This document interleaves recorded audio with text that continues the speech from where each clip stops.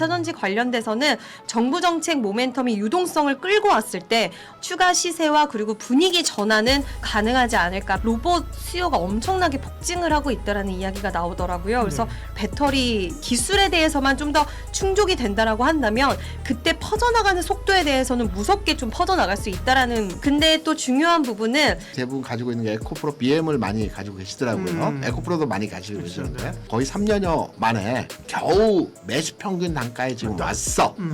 지금 살 돈은 없고 여기서 그냥 빠져나올까? 고생 실컷 했는데 라는 게 최고 고민입니다. 그렇죠. 아닙니다. 아니에요.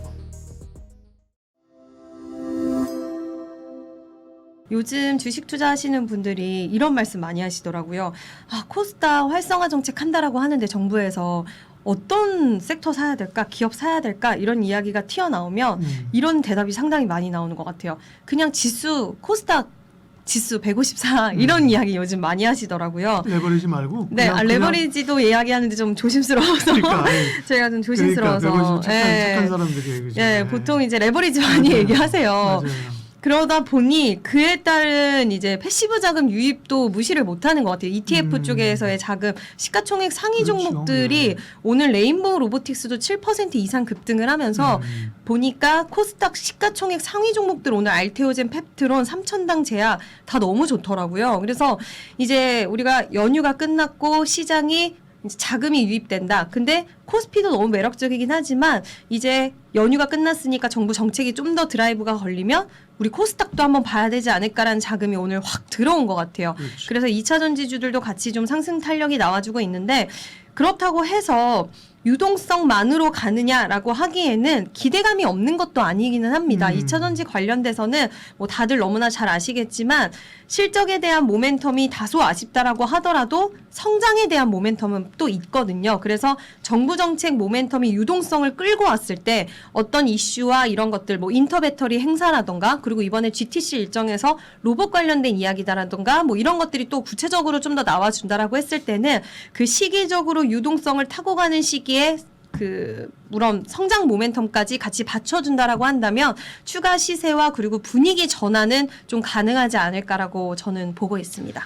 저는 로봇 관련돼서는 지금 흐름 자체가 중국 같은 경우에도 로봇 수요가 엄청나게 폭증을 하고 있다라는 이야기가 나오더라고요. 그래서 로봇에 대한 보급 수량도 가파르게 증가할 거라고 보고 있는데 한 시장 조사 업체에 따르면 지금 로봇 보급 누적 대수가 지난해 2만 3천여 대 수준이었는데 2030년에는 69만 대 그리고 2035년에는 679만 대 40년에는 5,330만 대에 달한대요.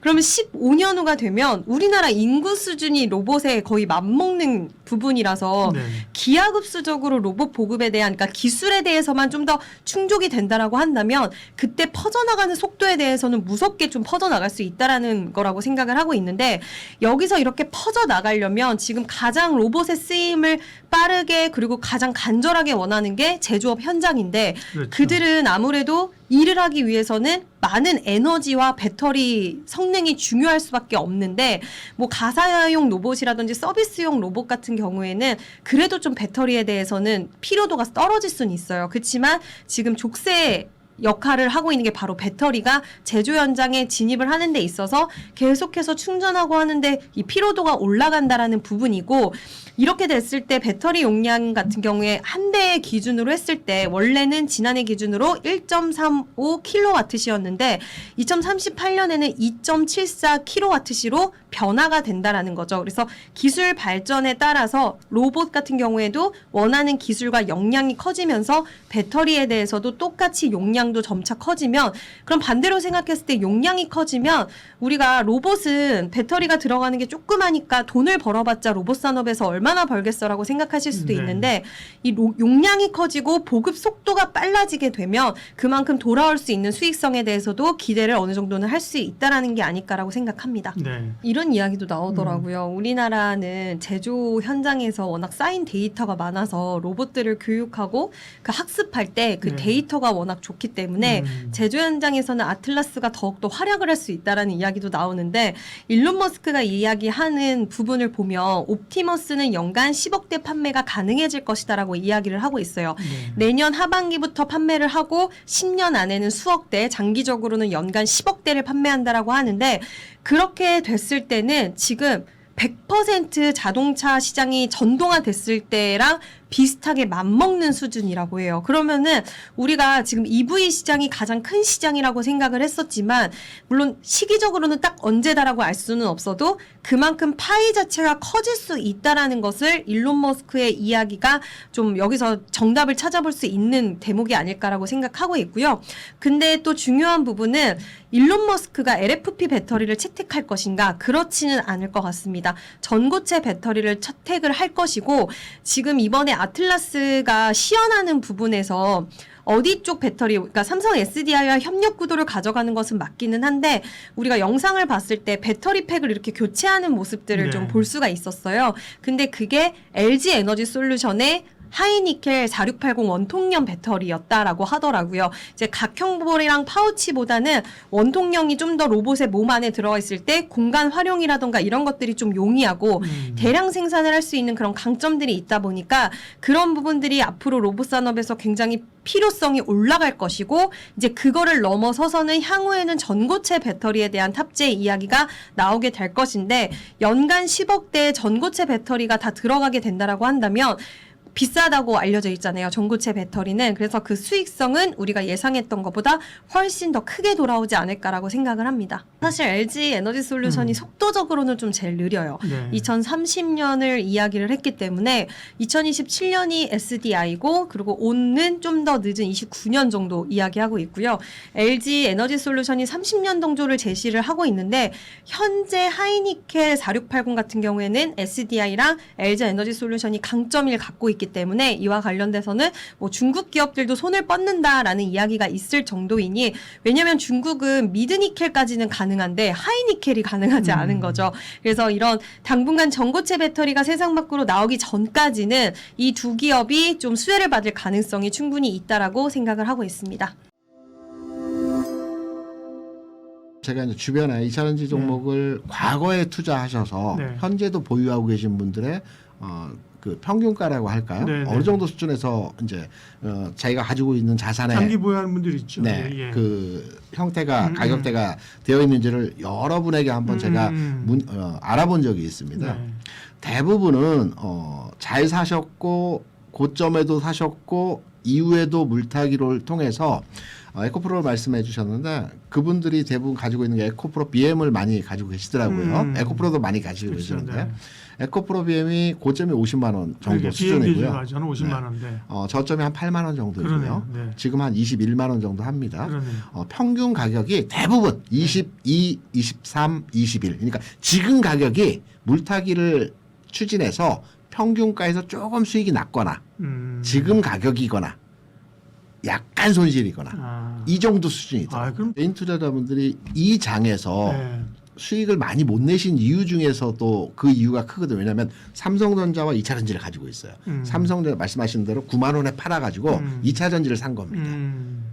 결론적으로 우리가 지금 와서 보면 삼성전자를 가지고 있고 2차전지도 가지고 있는 게 나은 형태. 지금 물타기라면 최적의 지점이라고 판단되는데 삼성전자가 7만 전자, 8만 전자 원금 회복이 된 시점에서 매도를 하고 2차전지를 사서 2차전지의 평단은 내려갔지만 삼성전자의 최적점을 못 누렸지, 그죠? 못 누렸기 때문에 이 부분이 수익을 못 낸 개인 투자자들 가장 큰 취약점이기도 합니다. 근데 지나간 얘기고요.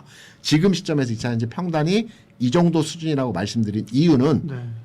잘 가고 있는 종목을 팔아서 2차전지를 샀기 때문에 그나마 다행스러운 건 평단이 좀 낮아졌다. 잠깐만 옆으로 가서 말씀드려요. 저희가 물타기 많이 얘기하잖아요. 제가 현장에 있으면서 물타기를 안 할 수는 없습니다. 솔직하게 하지 말라는 게 기본적으로 지향하는 그렇죠. 룰이긴 네, 하지만 물타기를 할 때는요. 기존에 잠겨 있는 주식에 대해서 평균 단가를 낮추기 위해서 물타기를 하는 방식으로 하지 마시고요. 계좌를 하나 따로 사요? 계좌를 하나 추가로 개설을 해서 이 계좌에서 이 주식을 사야 됩니다. 왜냐하면 평균 단가에 몰입해서 계속 물타기를 하게 되면 무한정으로 물탈 수밖에 없습니다. 빠지면 빠지는 거예요. 그래서 새로운 계좌를 터서 거기서 추가 매수를 통해서 신규로 진입한다고 생각해서 매수를 하는 게 적정하다고 생각하고요. 다시 원점으로 들어와서 지금 내가 오랜 고생 끝에 23년 8월 이후에 거의 3년여 만에 겨우 매수 평균 단가에 지금 왔어. 지금 살 돈은 없고 주식만 있는데 지금 이 자리에서 팔아야 될까? 라는 게 최고 고민입니다. 그렇죠. 다른 고민은 없어요. 살려고 하는 사람들의 고민은 없습니다. 그렇죠. 여기서 그냥 빠져나올까? 고생 실컷 했는데? 라고 하시는 분들이거든요. 아닙니다. 아니에요. 더 살 여력은 없어서 더 사지는 않는다 하더라도 지금까지 2년, 3년을 그렇게 고생을 했는데 이제부터 만개하는 꽃이 피는 시점이 조만간 오는데 여기서 팔아서는 절대 안 됩니다. 가장 속상한 게 뭐냐면 내가 사서 내가 주식이 빠질 때는 첫 번째로 속상합니다. 그렇게 크게 속상하지 않아요. 두 번째, 옆 사람이 산 게 올라가고 내가 산 게 빠지면 두 번째 속상하고 내가 팔고 났더니 그 주식이 올라가는 게 세 번째로 속상한 내용이긴 한데요. 아주 속상한 내용입니다. 팔고 나. 그래서 저 개인적으로 판단할 때는 지금 이 찬지를 뭐 적극 사라 이런 논점으로 말씀드리면 부담스럽다고 할 수는 있겠지만 만약에 가지고 계신 분들이 계신다면 지금 매도의 유혹에 굉장히 쏠릴 때입니다. 그렇죠. 가격이 애매한 가격에서 왔다 갔다 하니까. 그리고 주가 수준에서의 상황도 최근 한 6개월 차 흐름에서 보게 되면 에코프로 BM으로 말씀드린 8만 원 찍고요. 16만 원 갔다가 10만 원 내려왔다가요. 26만 원 갔다가 19만 원 내려왔다가요. 21만 원 왔어요. 무슨 말이냐면 주가가 한 30% 레인지 안에서 오르내림 오르내림 오르내림을 반복적으로 보여주고 있습니다. 이때 우리가 가장 유혹당하기 쉬운 게 뭐냐면 지난번에 26만 원 찍었어. 그리고 19만 원까지 내려갔어. 다시 25만 원 하면 여기서 팔아야지. 그렇지. 이 유혹에 휩쓸릴 수 있거든요. 지금은 막바지 구간에서 흔들린 과정에서의 롤링입니다. 그래서 저는 이차전지를 가지고 계신다면 지금은 좀 흔들려도 지긋하게 가지고 가시는 전략으로 대응하시는 게 어떨까 생각합니다.